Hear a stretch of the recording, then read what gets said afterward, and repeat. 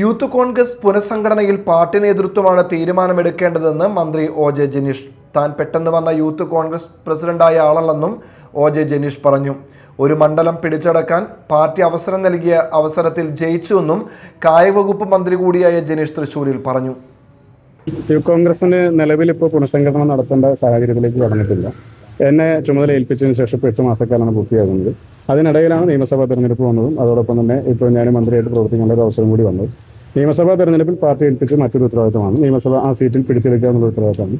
രണ്ടാമത് ഏൽപ്പിച്ചത് വേറൊരു ഉത്തരവാദിത്തമാണ്. മന്ത്രിയെ പ്രവർത്തിക്കാൻ ഏൽപ്പിച്ച ഉത്തരവാദിത്തം അത് പാർട്ടി ഏൽപ്പിച്ച മറ്റൊരു ഉത്തരവാദിത്തമാണ്. യൂത്ത് കോൺഗ്രസ് പ്രസിഡന്റ് എന്ന നിലയിൽ ഞാൻ ഒരു ദിവസം റോഡിലൂടെ പോയപ്പോൾ പെട്ടെന്ന് യൂത്ത് കോൺഗ്രസ് പ്രസിഡന്റ് ആയതല്ല, പാർട്ടി തീരുമാനമെടുത്ത് തന്നെ ആക്കിയതാണ്. അപ്പോൾ അതിനെ സംബന്ധിച്ചും പുനഃസംഘടന എപ്പോൾ വേണം, എന്ത് വേണം എന്നുള്ളതിനെ സംബന്ധിച്ച് തന്നെ പാർട്ടി നേതൃത്വം തന്നെയാണ് തീരുമാനം എടുക്കേണ്ടത്. ഇപ്പോൾ 6-ം തീയതി മുതൽ യൂത്ത് കോൺഗ്രസിന്റെ നാഷണൽ എക്സിക്യൂട്ടീവ് നടക്കുകയാണ്. ഞാൻ സ്വാഭാവികമായിട്ട് അതിന്റെ ഭാഗമായിട്ട് 7-ം തീയതി മുതൽ പങ്കെടുക്കുകയും ചെയ്യുന്നു. അതിനുശേഷമുള്ള കാര്യം അപ്പോൾ അതിൽ ഇന്നലെ ഒരു ഇടപെടലുണ്ടായി മിനിസ്റ്ററിന്റെ. അപ്പോൾ ഇന്ന് അതിലൊരു വിജിലൻസ് അന്വേഷണം വേണമെന്നൊരു ആവശ്യം MLA ഉന്നയിക്കുന്നുണ്ട്.